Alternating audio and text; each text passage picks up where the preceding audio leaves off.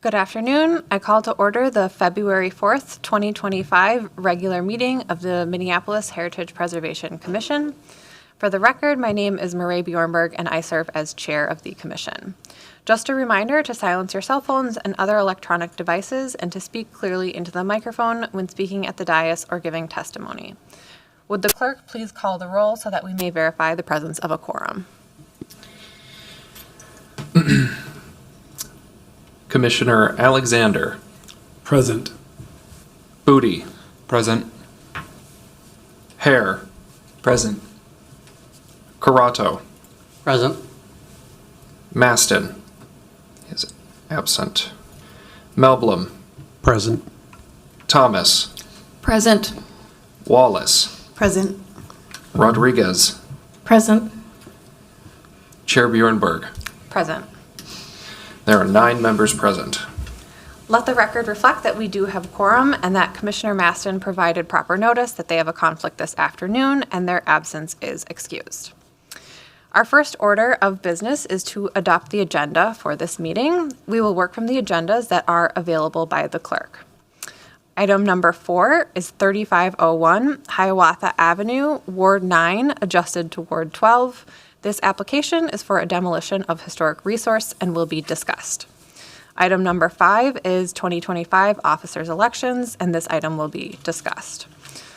So the proposed agenda is the following item will have a staff presentation, public comment, and commission discussion and action. That's item number 4, 3501 Hiawatha Avenue, Ward 9, adjusted to Ward 12.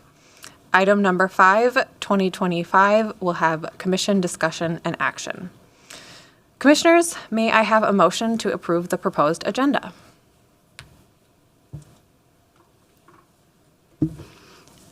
I motion to approve the agenda. Thank you, Commissioner Wallace. Is there a second? Melblom seconds. Thank you, Commissioner Melblom. Any discussion? All in favor say aye. Aye. Those opposed say nay. Any abstentions? The agenda is approved. Our next order of business will be to approve the minutes from our January 7th, 2025 meeting. May I have a motion to approve those minutes? Commissioner Hare so moves. Thank you, Commissioner Hare. Is there a second? Second. Thank you, Commissioner Alexander. Any discussion? Seeing none, all in favor say aye. Aye. Aye. Those opposed say nay. Any abstentions, including commissioners who were absent? Corrado abstains. Booty abstains. Thomas abstains. Thank you, commissioners. The minutes are approved. Before I open the hearing to public comments, let me summarize the process for conducting the public hearing. We will take the agenda in order. Planning staff will present its report and commissioners may ask questions of staff. Then I will open the public hearing and we will hear from the applicant and commissioners may ask questions of the applicant. After that, we will invite public comment. If you have materials to hand out, please give them to our committee clerk so that they can be distributed to the commission and entered into the record. Do not approach the commissioners on the dais. After public comments are complete, I will close the hearing and commissioners will deliberate and act on the application before us. Our first item is item number 4, 3501 Hiawatha Avenue, Ward 9, adjusted to Ward 12. This application is for a demolition of historic resource, and the staff report is presented by Erin Kay. Good afternoon, Chair Bjornberg, Commissioners. My name is Erin Kay, and I'm a Senior City Planner in the Historic Preservation section of the Department of Community Planning and Economic Development, or CPED. I'm here today to present a demolition of historic resource application for the property located at 3501 Hiawatha Avenue. I will begin with an overview of the process, summarize the history of the subject property, and present staff findings on this application. For the benefit of our new commissioners, I will start with a definition of the term historic resource. As stated in the Minneapolis Code of Ordinances, a historic resource is a property that is believed to have historical, cultural, architectural, archaeological, or engineering significance, and to meet at least one of the criteria for designation as a landmark or historic district. So although a historic resource meets the criteria to be designated, it has not been formally designated. Staff uses the terms historic resource and potential historic resource interchangeably. This proposed demolition came to CPED Historic Preservation staff when the applicant reached out to staff in November 2024. The property is determined individually eligible for listing in the National Register of Historic Places. Given the age, method of construction, and history of the subject property, the property is considered to be a historic resource, so the applicant was required to submit a demolition of historic resource application to seek approval for demolition.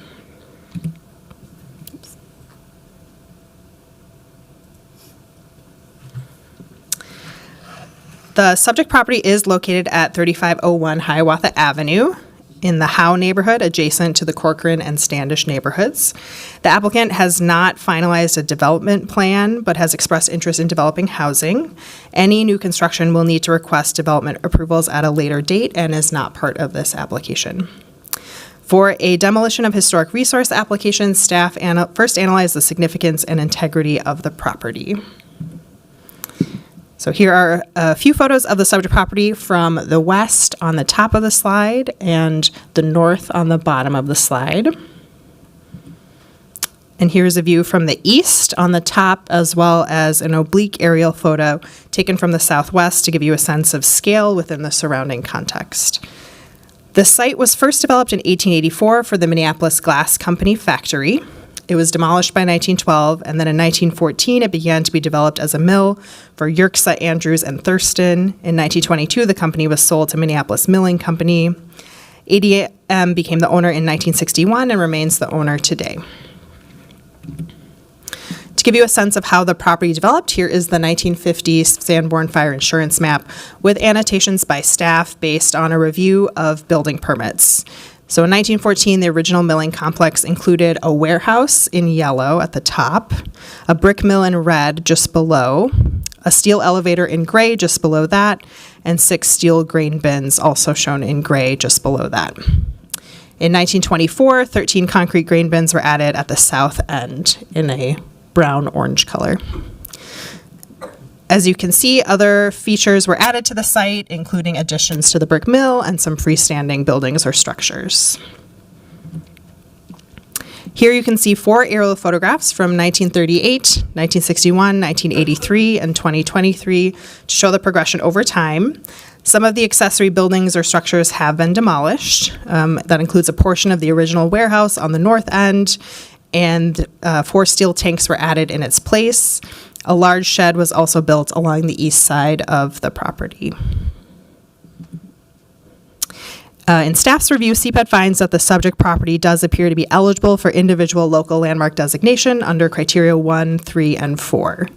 So the image here is an aerial view of the Hiawatha Avenue corridor, highlighting various mills along that road. Under criterion 1, the property is associated with significant events or with periods that exemplify broad patterns of cultural, political, economic, or social history. It was built during Minneapolis's peak period of flour milling from 1880 to 1930. It was also built during the second period of grain elevator development, specifically on the Hiawatha Avenue corridor. It was the 4th of 9 built on this corridor during that time period. 6 of those elevators remain extant. The subject property represents this important period in the city's milling history. As noted in the staff report, other designated properties that are tied to this milling industry and include grain elevators and/or silos include the Washburn A Mill, the Pillsbury A Mill, and the Sarasota Building, all of which are located in the St. Anthony Falls Historic District. Under criterion 3, the property is also associated with distinctive elements of neighborhood identity. This property and its neighbors along the Hiawatha Avenue corridor are visual landmarks and have been present for over 100 years. There has been a lot of change in recent years with the development of the light rail and multifamily housing along this corridor. There was another significant concentration of grain elevators and silos near the University of Minnesota, but most of those properties have been demolished. Under criterion 4, the property embodies the distinctive characteristics of an architectural or engineering type or style or method of construction for its steel elevator and steel bins from 1914. This reflects the 3rd generation of grain elevator design in Minneapolis. As of 1920, there were 68 grain elevators in the city, many of which have been demolished. Staff recognizes that there have been changes to the property over time, which is expected for a working mill. However, staff finds that the property does retain sufficient integrity to be eligible for landmark designation. Staff also acknowledges that the applicant presented a different position on the significance of the site in their application, which I imagine they will address in their testimony. This slide shows language from the ordinance about how the HPC should make your decision today. So if the HPC determines that the property is not a historic resource, then you would approve the demolition. If the HPC determines that the property is a historic resource, then you would deny the demolition and direct staff to prepare a designation study of the property unless you decide that the applicant meets their burden of proof regarding the two findings. For the destruction of a historic resource, one of two findings must be met as shown here. The first is that destruction is necessary to correct an unsafe or dangerous condition on the property. CPED finds that demolition is not necessary to correct an unsafe or dangerous condition related to the current structural condition. Staff acknowledge that there are issues related to graffiti, vandals, urban explorers, and asbestos. However, these are issues that can be mitigated, and health hazards alone are not sufficient evidence of an unsafe or dangerous condition. The second is that there are no reasonable alternatives to destruction, which could be related to significance, integrity, or the economic value or usefulness of the existing structure. CPED finds that there are no reasonable alternatives to demolition because of the cost of renovation to return it to use. It is no longer needed as a mill. Currently, the property owner spends about $676,000 each year for security to try to mitigate some of the issues on site. As detailed in the staff report, staff did consider that there may be alternative uses for the property. We have a few examples of grain elevator adaptive reuse in Minneapolis. In the 1980s, the Lehart grain elevator was converted into housing, shown on the top of this slide. In the 2010s, the Bungee elevator complex was converted into housing in the bottom left. The HPC allowed demolition of the elevator and silos but retained the head house. And then the Mill City Museum in the bottom right is an example where the silos have been retained and the ruins of the mill remain as an interpretive piece. Staff also researched other examples from across the country as shown here. Some have been developed, some are under development, and some are conceptual renderings. Possible alternative uses that we have heard include a computer server farm, brewery, event space, museum, collaborative studio and art space, climbing walls, hotels, housing, and a cannabis farm. The applicant explored retaining the mill and converting it into 25 housing units while demolishing the rest of the property. They estimate it would cost about $28 million to implement, including acquisition, environmental abatement, and rehabilitation, which would mean about $1.1 million per unit. This is based on their experiences as developers, but they did not provide a detailed construction cost estimate of the specific tasks needed for a rehabilitation. If they were able to demolish the entire property, they would hope to provide 240 units, housing units, at an estimated cost per unit of $400,000. They have not yet done a detailed analysis of this scenario, as it hinges on whether or not demolition is allowed. Since the property is eligible for listing in the National Register, staff acknowledge that historic tax credits could be an option to offset the costs. At the same time, it can be challenging to adapt grain silos and elevators in accordance with the Secretary of the Interior standards. Ultimately, there are many challenges to reusing properties like this one, and they require significant financial investment. Although there are alternative uses for the subject property, CPED finds that they are not reasonable alternatives given the high cost to maintain or rehabilitate the buildings and structures for new uses. In summary, these are staff findings for this application. Number one, the subject property has historical significance under local criteria 1, 3, and 4 and retains sufficient integrity to convey its significance. Therefore, it is eligible for designation as an individual landmark under criteria 1, 3, and 4 in Chapter 599.210. Number two, the subject property has been determined individually eligible for listing in the NRHP. Number three, no unsafe or dangerous conditions have been proven to exist on the property. And number 4, there are no reasonable alternatives to the demolition, considering the significance, integrity, and economic value or usefulness of the existing building. CPED recommends that the Heritage Preservation Commission adopt staff findings for the demolition of historic resource application by Louis Zachary of the Zachary Group, Inc., on behalf of ADM Milling Co., for the property located at 3501 Hiawatha Avenue, and approve the demolition of historic resource application for the property, subject to the following condition. Number 1, the applicant shall submit a mitigation plan to staff for review and approval prior to receiving preservation approval for a wrecking permit. The mitigation plan should propose a method to document or recognize the history of the site. As the future development is not determined, staff have written this condition to give the applicant flexibility to decide how to acknowledge the history. It could be through historic property documentation, like archival photographs and a written history. It could be an interpretive panel at the site. Perhaps the history could also be incorporated into public spaces at the new development. These are just possible examples. Staff have received one public comment since the staff report was published, which was distributed to you at the start of the meeting. I'll paraphrase some of their remarks for the record.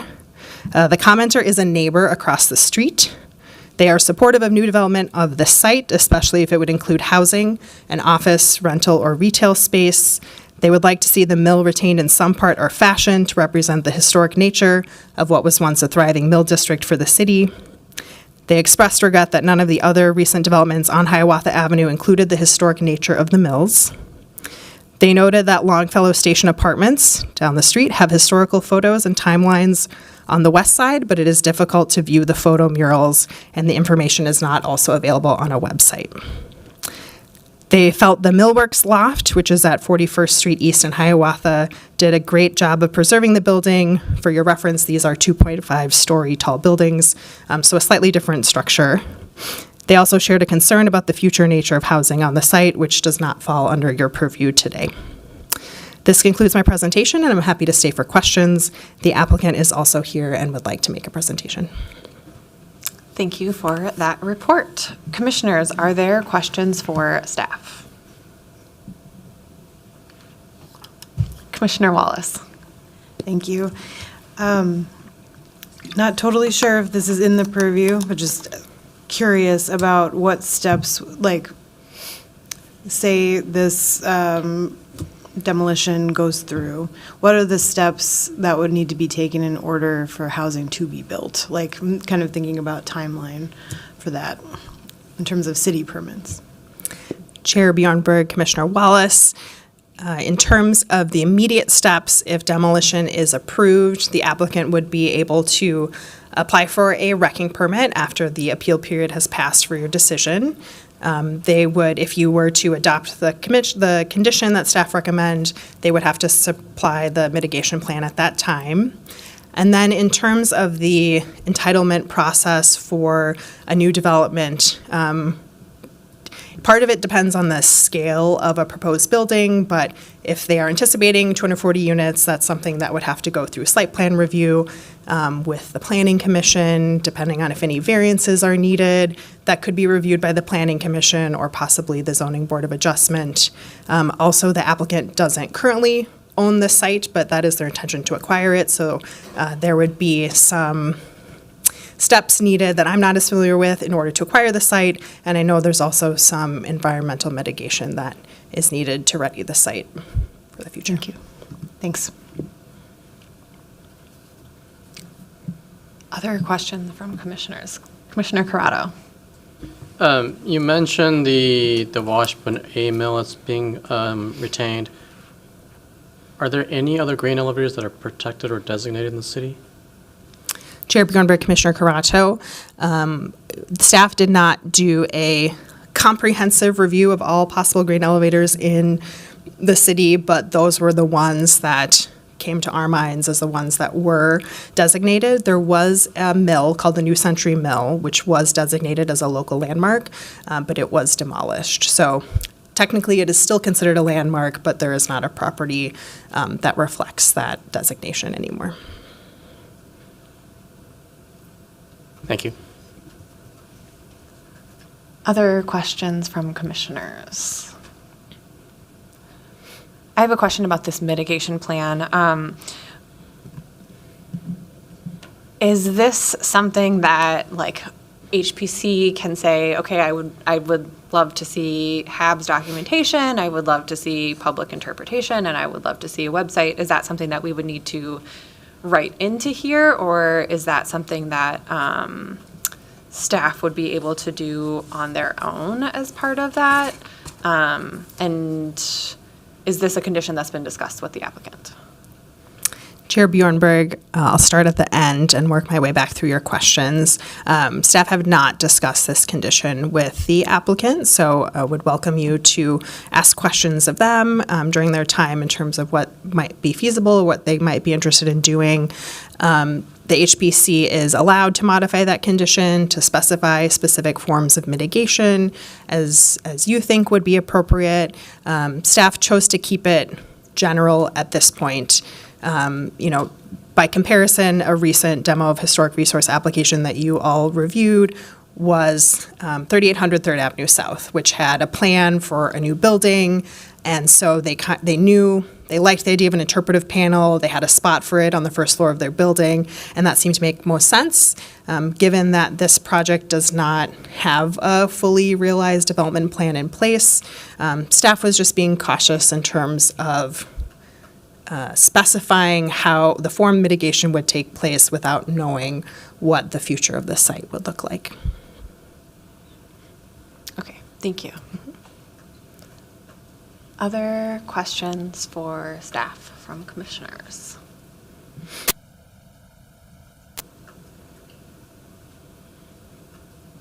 Okay, thank you. I will now open the public hearing for this item. It sounds like the applicant is here and would like to speak. If so, please come to the microphone and state your name and address for the record. Louis Zachary with Zachary Construction. I think I'll just start right in if that works for y'all.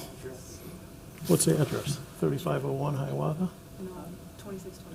Yeah, whatever, 2626. What's our address? Oh, East 82nd Street. All right. That's our address, our business address.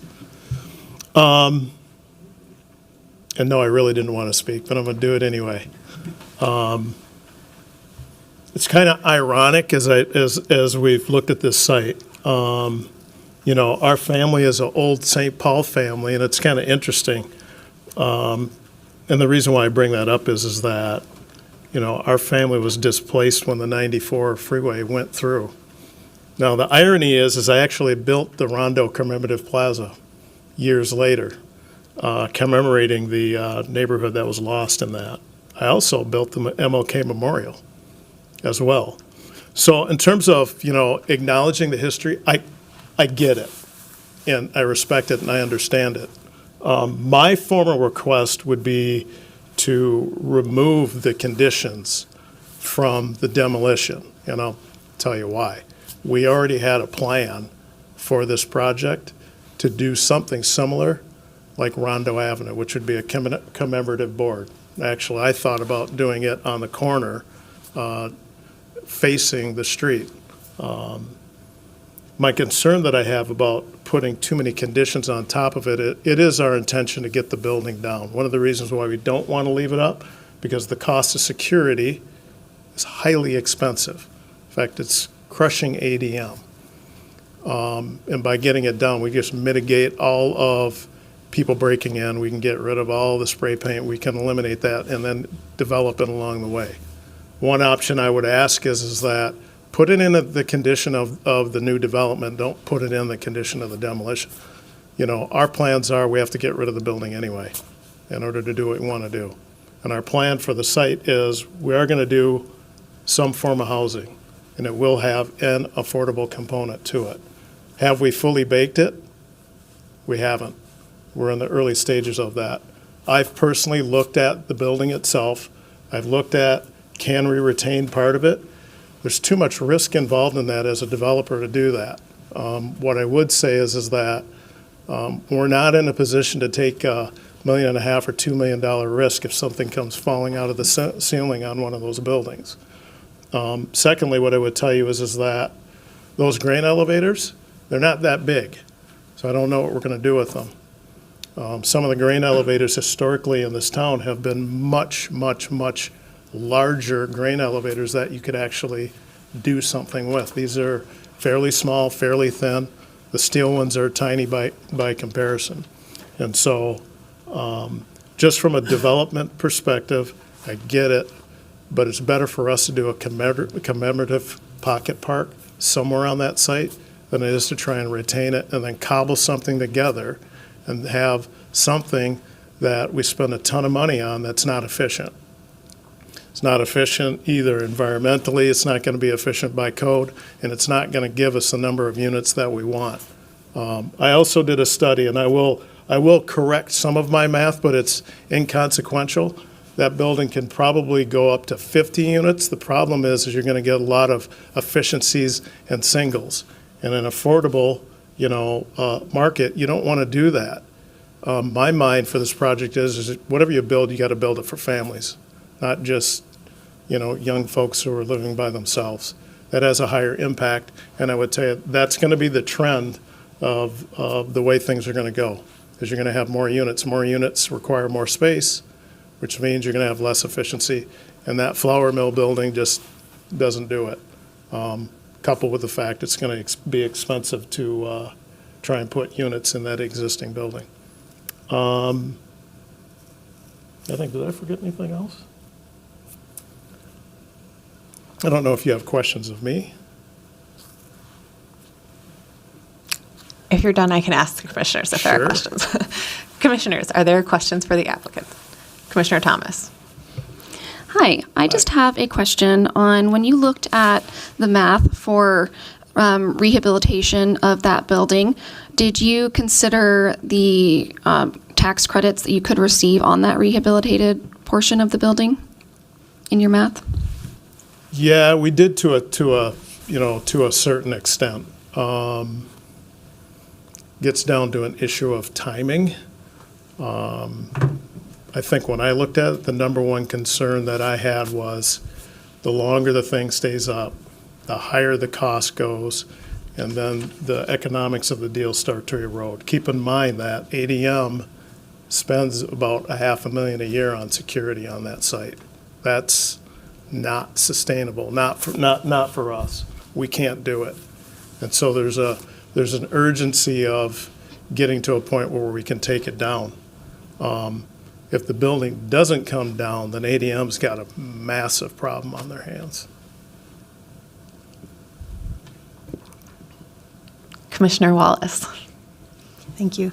I have a question about brownfield remediation. I know that you've looked into that element of the project. Can you kind of just give us some details about what you've heard is required, how long that would take, what your perspective is on that element of the project? We're still in the investigation part of the project right now. We know it's contaminated, there's no doubt about it. Old diesel tanks are in the ground. Preliminary reports, the soil borings have told us that there is a petroleum odor in the ground. We don't know what the extent is, but what I've planned for is that we're probably going to have to take anywhere from 7 to 10 feet out, corner to corner on the entire site. That's a lot, but the reality of it is if we do something that's going to be multifamily housing, we're going to have a garage below anyway. It has to come out. We will have to get grants to do it because that's a big factor in the cost of the development. But guaranteed, it's been there a long time. There's an old glass company that was there. It's got a lot of history. You just have to plan on you're going to find something in the ground. Mm-hmm. Other questions from commissioners for the applicant? Commissioner Alexander. Do you know the floor plate, the square footage of the, right here, bro? Oh, there you go. The square footage of the mill, the floor plate? Not off the top of my head. And if How I many- gave you a number, I might be off. So I don't want to do that. Thanks. Other questions from commissioners for the applicant?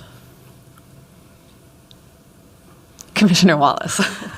Sorry, just to follow up on the number of units, I believe the city staff mentioned it would be, or the goal at the moment anyway, or the idea would be that it would be 240 units with an affordable component. Is that around you that? could get that. I mean, you can go fairly high, based on the city code. So yes, you could get that fairly easily. Okay. And I know this is early stages, so Sure. I'm just sort of, what mix of units? I know you're looking at family, like units that would support a family. Is there a mix that you imagine would be in place? Can't answer that yet. Okay. All right. Thank you. Other questions from commissioners? Commissioner Booty. Hi. Hi. In terms of the condition that you mentioned, it sounds like you are interested in some sort of like interpretive session, like part of it, future down the line. And it sounds like it's very early in the process to come up with a plan for that. Have you considered other forms of just documentation of the site that might not include an interpretive panel as a part of like a mitigation of, documenting the site in terms of just like its physical state right now? When I think of the interpretive documentation, again, I'm going to go back to the Rondo Plaza just because that was a pretty impressive documentation of what happened in that neighborhood. I think we're both kind of thinking along those lines. That was, a sizable park. I don't think we could do one quite that big, but if you have an opportunity to take a look at it, I would suggest take a look at it because that's kind of what I have in mind. It allows do it on the front side on Hiawatha, not in the back on an alleyway. Do it in the spirit of, making sure people can feel the connection to the past. I mean, that's my idea. I think putting it in the back is just a bad idea. And frankly, I don't like putting it in the building either because people don't have access to the building. So whatever we would do, it has to be visible, to the public. Thank you. Yep. Commissioner Thomas. As part of the condition on the mitigation, have you considered leaving any portions of the site existing to show that mitigation, or even a facade of any of those buildings, just to see if that could be incorporated into your new plan that you don't have yet? I can tell you, I've thought about it, and there's aspects of it that scare me from a cost position. I have to look at it, as a builder and as a developer and as a designer, and making sure the site maintains some degree of balance and a high level of efficiency. And the number one concern I have is the site was designed to be a mill and designed to be a manufacturing site, not a housing site. And so my concern with keeping elements of that is that it starts to drive your density down, and then your land position starts to go up. So I would say, it's easier to blank slate it, get it clean, and then offer something that's fresh and new to the community, that's of higher density and better usage. Thank you. Other questions from commissioners? Okay, thank you. Thank you. Are there any members of the public who wish to speak for or against this application? If so, please step forward and state your name and address for the record. Joel Albers. Address is 3500 35th Avenue South, just 5 blocks east of the site that we're talking about here. And I wholeheartedly agree with what the person from the CPED was saying about the various the 7 historic criteria for maintaining a historic site and historic preservation. I can't think of anything that's more historic than these mills and the people who worked in these mills. We have to understand that this is before there were labor laws. This is it's the story of what put Minneapolis on the map. This primarily the Scandinavian immigration and settlement to Minneapolis in the 1870s.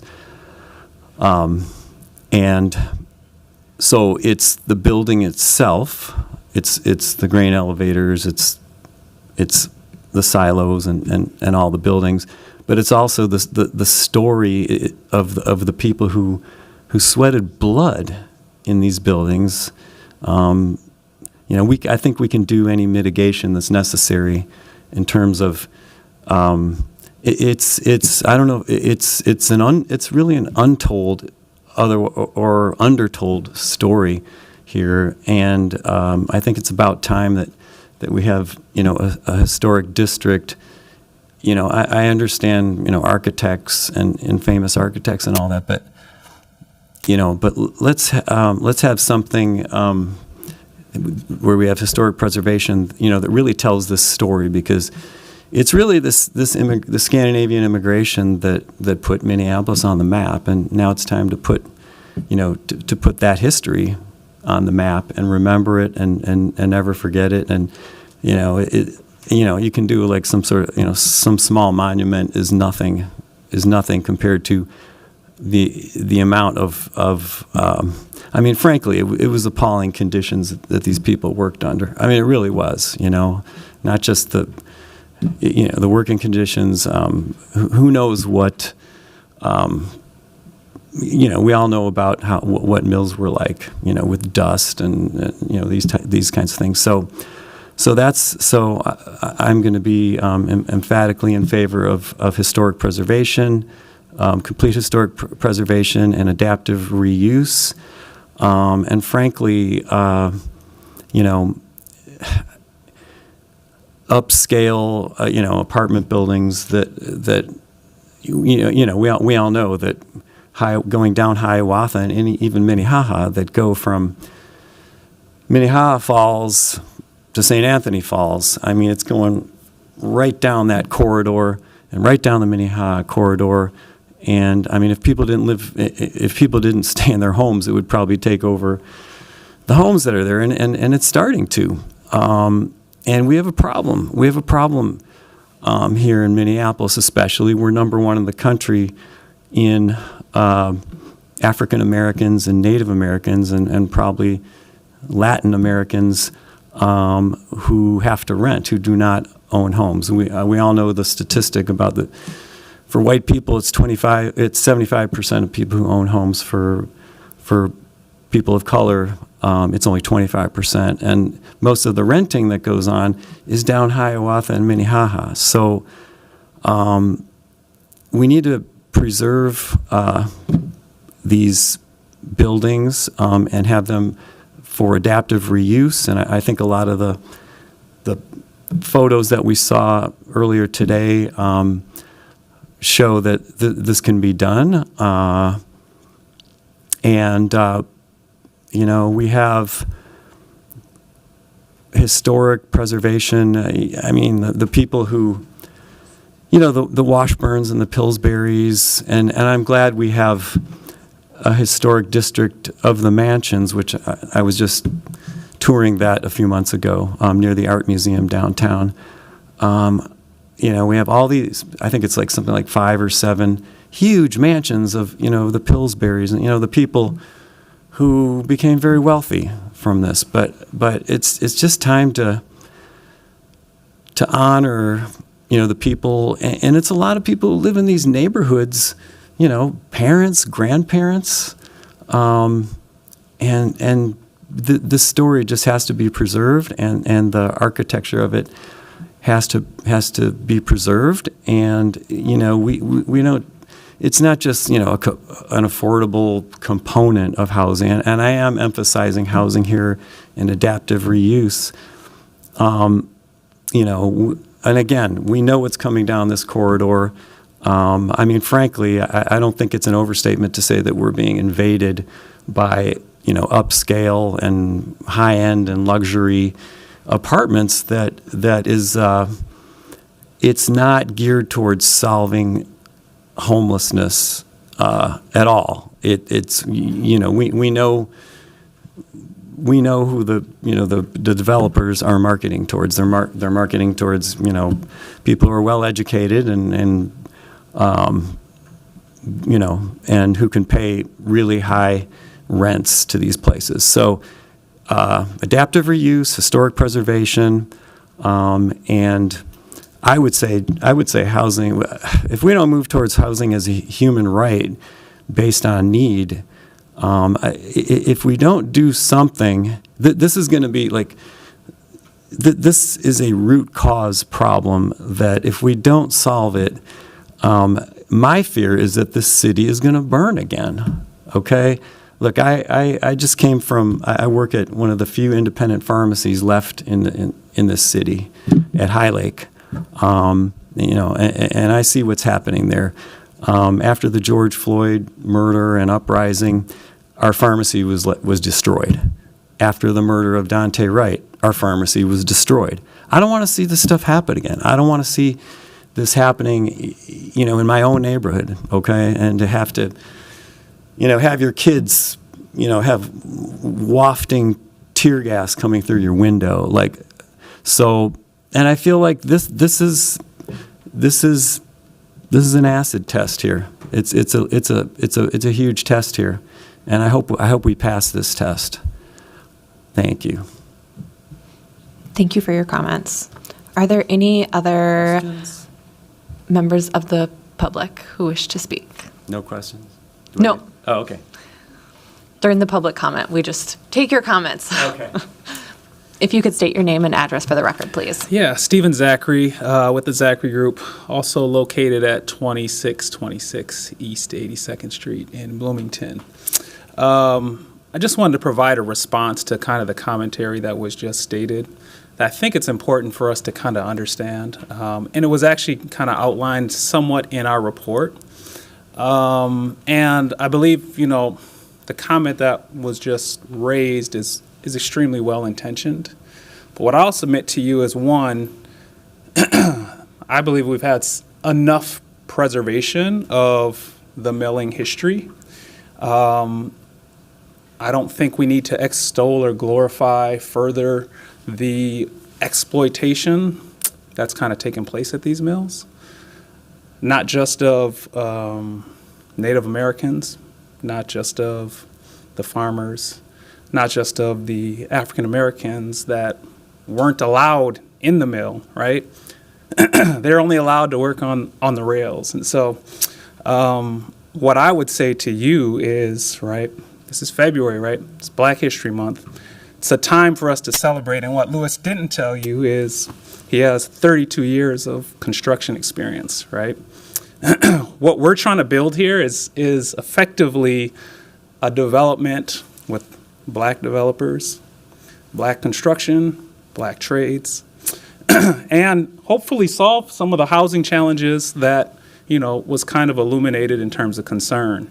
And so I think it's important for us to not just think about the history that has taken place, which I will say has been preserved sufficiently in our city, but also think forward about the history that we're actually trying to create with a new development at this particular site. Lewis, who is the technical person, who was the president of construction at Doran, I'm more of the visionary person of where I think we could take this particular project and this particular organization. So I just wanted to kind of make sure that I respond to the kind of concern, especially the points intimated previously, specifically related to what I would hear as wanting to preserve more white history when someone says Scandinavians built this city. I thoroughly object to that particular statement, although it's probably well-intended, right? The milling history, of course, did establish an economic importance to the city, but it wasn't done without the exploitation and subjugation of many of our community members, especially in that Longfellow community. So just wanted to make sure that we understand that history is important to us. we're both from the Rondo community. So that's important to everyone involved with this particular development. And we have a pretty well thought out plan in our mind, considering that Lewis developed the Rondo Commemorative Plaza to commemorate the history already. So I just wanted to kind of give more of the vision and respond to what I interpreted as a desire to preserve white history and white exploitation. Thanks. Questions? Thank you for your comments. Thanks. Are there any other members of the public who wish to speak? Seeing none, I will close the public hearing. Commissioners, let's discuss.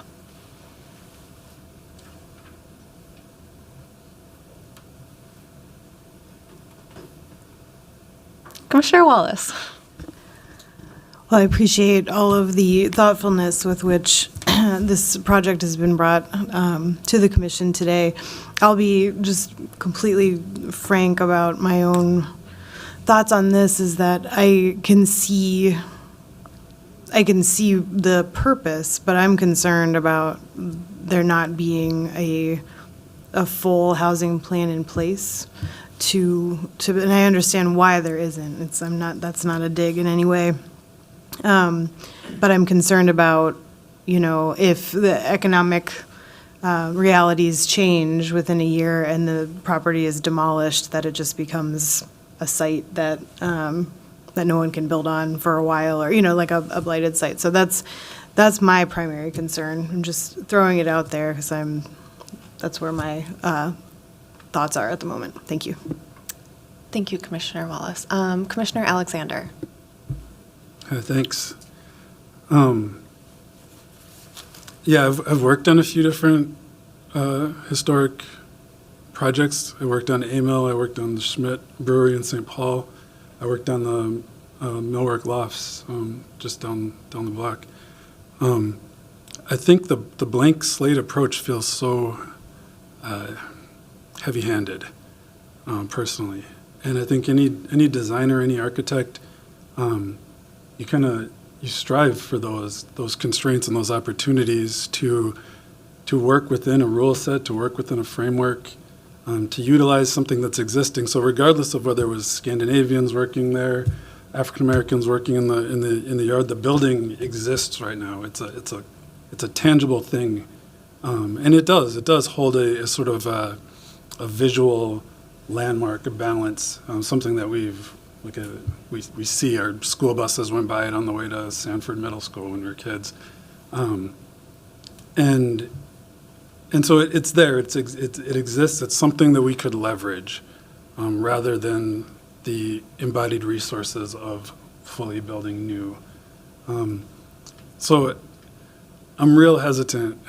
I'm real cautious about this idea of this blank slate approach, because I've been in the trenches figuring out how to reuse these buildings before, and there are financial vehicles to do so. I think I didn't feel entirely convinced that the financial burden has been fully demonstrated, at least not now. I mean, I don't know how many square feet this thing is. I don't know if you really can only get 50 units. Also, there's a lot of other site left over, right, beyond the mill. So does everything have to go?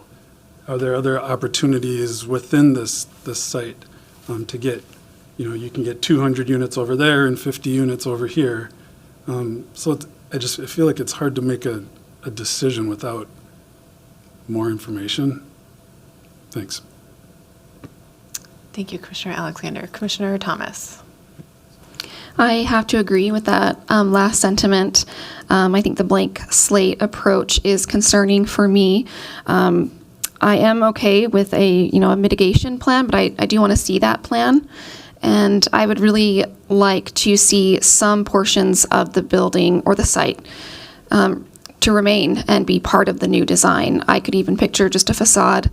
And I would like to see how those costs come out when you apply, state and federal historic tax credits, if you have any other low-income housing credits or brownfield redevelopment credits that can be stacked on top, these are all things that can work together to help mitigate those costs of rehabilitation. So I'm definitely not for a blanket demolition. I would like to see parts of the building preserved in a creative way. Thanks. Thank you, Commissioner Thomas. The one thing I want to add, and I know that Commissioner Corrado is next, is that the application before us is for a demolition of historic resource. And so I just want to make sure that we're sort of focused on what we are discussing today. And, you know, my understanding is that we are either here to like recommend approval or overturn with a reason, which would then kick off a designation study. Commissioner Corrado. Thank you, Chair Bjornberg. I guess my concern is, one, this is an entry corridor into the city. Coming from the airport, you ride a light rail or drive in and you see these grain mills. And to me, Minneapolis had a nickname as the Mill City. This is a part of its history. It's not that it's glorifying that history per se, but that it's an acknowledgement. It's a difficult history that needs to be acknowledged. And for me, growing up, I lived near the 12th Avenue grain mills, which I moved away. I grew up with those, and it was, as a child, a recognition of how Pillsbury and General Mills and the farms that were around the Twin Cities were interconnected. And so it was a really physical reminder of the history of the city, and having seen it gone, it's been extremely jarring for me personally. Even when I moved up to the suburbs, it was on the drive into the city, and it was part of that acknowledgement of a strong part of the history of the city. So I'd hate to see all of it gone. I do acknowledge that I think it's difficult to retain all of the buildings and the structures, but I would love to see at least some effort to keep some of it, because at some point when we demolish all of these, at what point is that history lost, would be a question. Thank you. Thank you, Commissioner Corrado. I will also sort of add, I actually grew up in this neighborhood, so like I am very, very familiar with these, and like we're part of every single day of my life. And I was actually thinking about when the Purina was next to it, how I could smell dog food all the time. And I will also say that, you know, in my professional capacity, like I absolutely understand how challenging it is to work with grain elevators specifically, and trespassers, and like urban explorers just love these structures. So I really do understand sort of the everyday toll, both like emotionally and monetary, that it takes to preserve these structures and to keep them standing. I think that from my perspective, it feels a little bit like premature that this is coming forward, because I mean, I do think that, you know, what a lot of people have been saying is sort of making this point about, you know, not understanding, could this structure be rehabilitated? I think that, you know, one of the things that I haven't heard a lot about is a dispute against its historic significance. I think that we're all sort of acknowledging that it is a important landmark within this city, and it has importance historically. And so trying to think about if there would be a way to reuse these structures or integrate them differently feels like it would have been a helpful information for us at this point to be able to sort of, I guess I would say, stomach approving a demolition or a partial demolition. That being said, I appreciate the sort of effort that staff have made about the mitigation plan. I think that if that is something that we were to look at, I would want to be a little bit more specific about making sure that it did include HAB's documentation and also some sort of public interpretation component. So those are my thoughts. Other commissioners? Commissioner Booty. Thank you, Chair Bjornberg. I'm going to echo your thoughts here and kind of summarize what I'm thinking. I think, yeah, your point about, I think we all share the same sentiment that the staff finding that it's eligible for potential landmark designation is accurate. I think what we're discussing now is that those conditions to be met for the demolition of historic resource, which includes that economic provision. I think that it makes a lot of sense the way that the applicant is approaching this. I think from, if they're not owners of the site, they're still going through that process, and having a full study done is pretty expensive, and going through those costs that might not be recouped later. That being, yeah, and the estimates of the numbers, I think that's maybe where my questions come in of I just don't know what to reference that against. 1.1 million a unit is a lot. And I think from the reasonable alternatives that the staff had thrown up there, there's obviously demolition that's in part of that. And that's kind of where that mitigation plans comes in. So I was also considering with this condition having the minship entry as part of that as well. So I think the way that staff wrote that mitigation clause makes a lot of sense for what we're feeling in terms of making sure that there is some plan in place to be determined. I'll open it up to see if other thoughts about what that might look like, but minship was something that I wanted to mention as well. I'm very comfortable with the HAB survey as well. Thank you, Commissioner Booty. Commissioner Wallace. Thank you. I think along those lines, if this were to go forward with the condition around mitigation, that I would also like to see some kind of archaeological component to that, where given how long the site has been there and how intact a lot of things are, we're likely to find some archaeological resources. Whether or not they're significant, we wouldn't know right now, but that would be a critical component. Yeah, thank you, Commissioner Wallace. I had a similar thought and wasn't sure if it was more appropriate in the demolition phase or in the future construction phase, especially if there is ideas of building underground parking. I would budget accordingly for the potential underground historic resources. Commissioner Melblom. Thank you, Chair Brunberg. The way that the statutes are written are a couple of things, and I'd just like to kind of bring us back to them. The question before us is demolishing the building, not what's going to happen afterwards. That's completely separate from what we're considering today. The second piece of that is economic redevelopment or economic reuse is a consideration that is in the statutes according to the staff presentation. And because of that, I think we need to pay attention to it, because I believe that was part of the reasoning for staff making their recommendation to approve the demolition of the building. I could tell you that, with the Bungie project, the silos proved to be completely untenable for reuse in any economic sense, and that's why you only have the head house left. The Washburn complex, where my firm led that project, I didn't work on it, but I know that the grain elevators there are completely empty. They're left as monuments to what was there.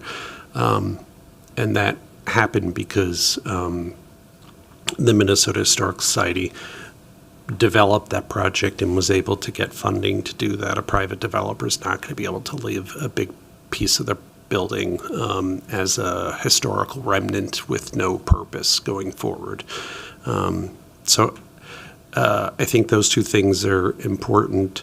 The fact that there is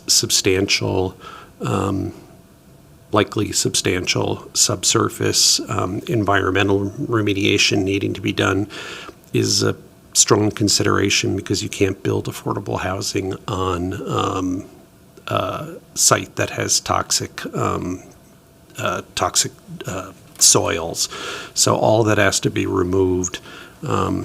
which would make reuse of the existing buildings difficult because you'd have to remove it all the way up to the face of the building and potentially, I think, even underneath it before you'd be able to reuse any of those buildings, which would mean you'd have to dig out you'd have to take out the floor and then dig out and excavate around the footings and foundations. It's a really difficult project, and I worked on some of them, not here, but in Wausau, Wisconsin. We did a project like that.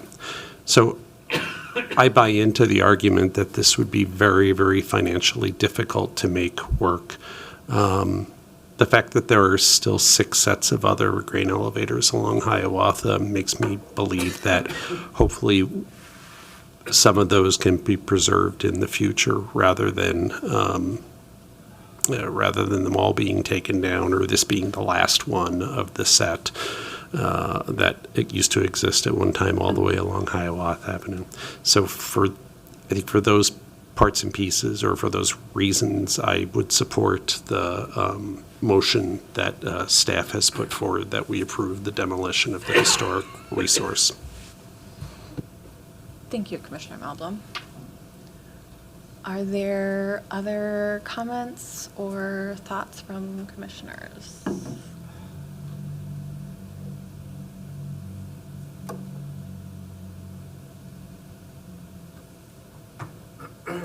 Commissioner Meldrum?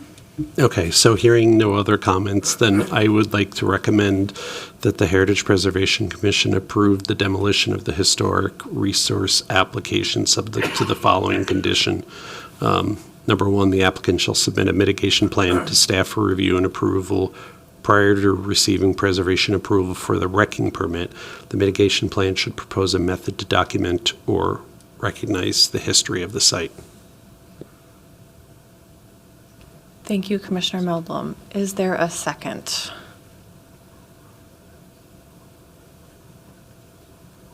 Corrado seconds. Thank you, Commissioner Corrado. Any discussion? I'm assuming that I can comment on that.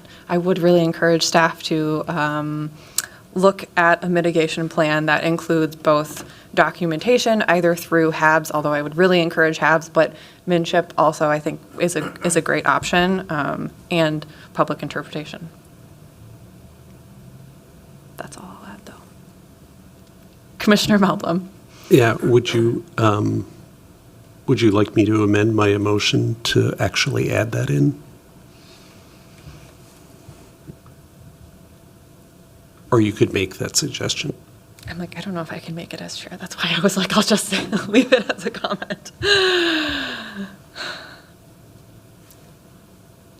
But thank you. Any further discussion? Seeing none, would the clerk please call the roll?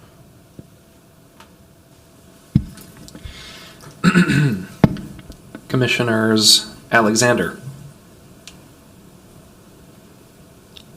Nay. Booty, Aye. Hare, Nay.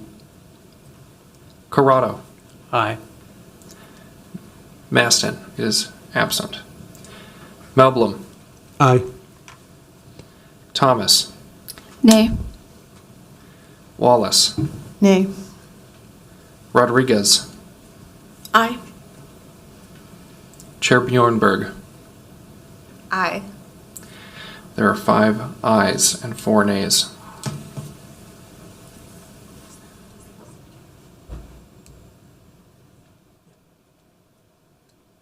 Pass. The motion passes. Okay. That motion passes. That concludes our public hearing items. Our last item is item number 5, 2025 officer elections. And I will hand it over to Ken. Thank you, Commissioner Bjornberg. As you mentioned, the next item of business is the election of a chair, vice chair, and secretary for the Heritage Preservation Commission. At the last regular meeting of this body, the commission received nominations for all 3 offices. The nominations that have been submitted are listed on the agenda, but I will read them. Commissioner Bjornberg as chair, Commissioner Maston as vice chair, and Commissioner Meldrum for secretary. Considering that the body has made only one nomination per seat, I will first just double check in case there are any surprise additional nominations. But if there are no additional nominations, I would then entertain a motion to adopt the nominations as a slate. But first, I will double check. Are there any additional nominations? Seeing none, I would then entertain a motion to appoint Commissioner Bjornberg as chair, Commissioner Maston as vice chair, and Commissioner Melblom as secretary. May I have that motion? Booty so moves. And is there a second? Second. Thank you. That has been moved and seconded. Is there any further discussion? Great. Seeing none, I will ask the clerk to call the roll. Commissioner Alexander. Yes? Booty. Aye. Booty. Aye. Sorry. Hare. Aye. Corrado. Aye. Maston is absent. Melblom. Aye. Thomas. Aye. Wallace. Aye. Rodriguez. Aye. Chair Bjornberg. Aye. There are 9 ayes. That motion has been adopted, and I will turn the remainder of the meeting back over to Chair Bjornberg. Thank you. Wasn't my microphone on? It was, and then it cut out. Oh, okay. Sorry. That's all right. Do staff have announcements? Thank you, Chair Bjornberg. We do. I am Andrea Burke. I'm the supervisor for the Historic Preservation Team in CPED. I do have a number of announcements tonight, so bear with me. We have time, but I won't keep you too late. First of all, I wanted to welcome our new commissioners. We've got Amy Thomas, who was not able to be with us back in January, but is here tonight, so this is her first meeting. And then also our newly appointed Commissioner, Mariel Rodriguez. Thank you very much. Welcome. We're happy to have you here. And with that, I will say that we are now a fully seated commission of 10 members. So, hooray. I wanted to give an update that the demolition for the 3120 Washburn Avenue North property, which was heard at the December 16th, 2024 HPC meeting, was appealed. That was heard today at the BIZ committee meeting, and that appeal was granted. So wanted to give you that update. It was a very long, good discussion, but ultimately the votes voted to grant the appeal. I also wanted to note that the February 18th meeting for HPC was canceled. Everybody should have received a message about that, but if not, here is your other message about it. And now I have a few more.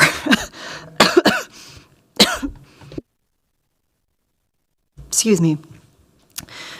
Minneapolis Preservation Awards 2025 coming up next month.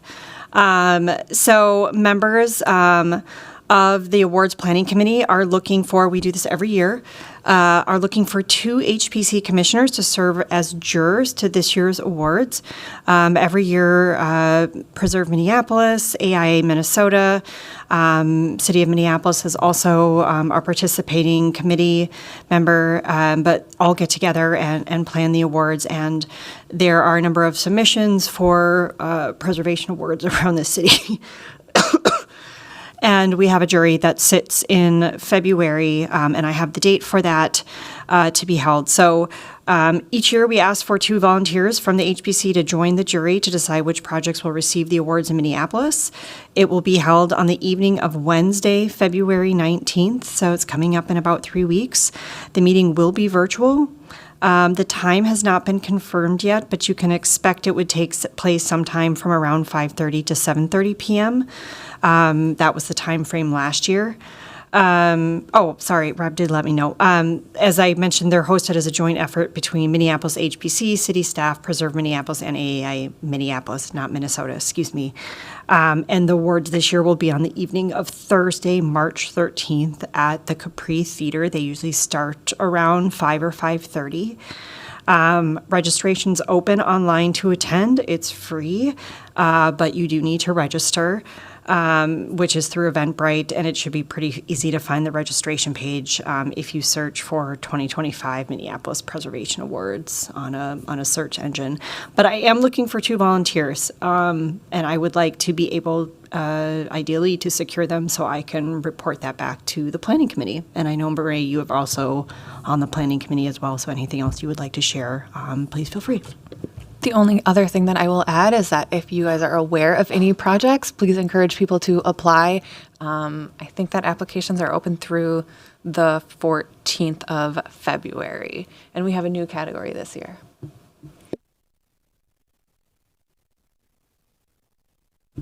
So I'm going to stare at everybody until, all right, we've got Commissioner Corrado volunteering. Thank you. It's one night. 2 if you join okay, Commissioner Rodriguez jumping in. Awesome. Thank you very much, both of you. I will put both of you in touch with Rob, who's on the Planning Committee, and he'll be in touch with you. So thank you. And then the other updates I have, she's not here, but so these are related to the Minneapolis African American Historic and Cultural Context Study project that's going on. I do have a number of those. The reconnaissance survey of the 25 properties associated with that, associated with African American heritage is underway. Field survey will take place in the next few weeks. So that is one of the components of the context study. It's the second component, which is the survey, obviously. Our next meeting of the African American Heritage Work Group will be on Tuesday, February 25th. I believe it starts at 4 p.m., but Aaron would confirm that for me. Excuse me. The consultants are working on making revisions to the 75% draft. I'm going to ask for another volunteer here. Based on comments from staff and then also 2 technical advisors, which have been hired by the consultants team. And we will be sharing the next draft with the African American Heritage Work Group and SHPO for review and comment. But we're looking for 1 volunteer from HPC to review it and provide any comments. It's about 150 pages. That excludes the bibliography, and you would have from about mid-February to late March to read it. Aaron will coordinate with whoever the volunteer is, and if more than 1 person wants to volunteer, that is fine too. So I'm going to stare everybody down again and ask for a volunteer to review the context study document at 75%. Corrado, jumping in. Thank you, Commissioner Corrado, for 2. And I guess I'll do a second. If anybody else is, it's no pressure. We do have a volunteer, but if anyone else is interested. I'm interested as long as Corrado has the pressure. All right. Thank you, Chair Bjornberg. All right, I will make note of that. And then just the last update I want to give is that all 3 of us will be volunteering at the Community Connections Conference this coming weekend. It is on Saturday. It is held at the Convention Center. It is usually held every year. And it is from 9 a.m. to 4 p.m. We have a booth. And we will be having items related to the preservation program in Minneapolis. We'll be highlighting some of our larger projects, such as the African American Historic and Cultural Context Study. But encourage anybody to come down. It is also free, but I believe you do also need to register to attend, just like the Minneapolis Preservation Awards. But feel free to come down to the Convention Center, say hi, and see some of the other booths from the city that are participating in the Community Connections Conference. That concludes my updates. Thank you, and nothing else. Thank you. Do commissioners have any announcements? All right, with that, we've completed all items on the agenda. I'll ask once more if there are any other matters to come before this meeting. If not, and without objection, I will declare this meeting adjourned. The next regular meeting of the HPC is March 4th, 2025. Thank you.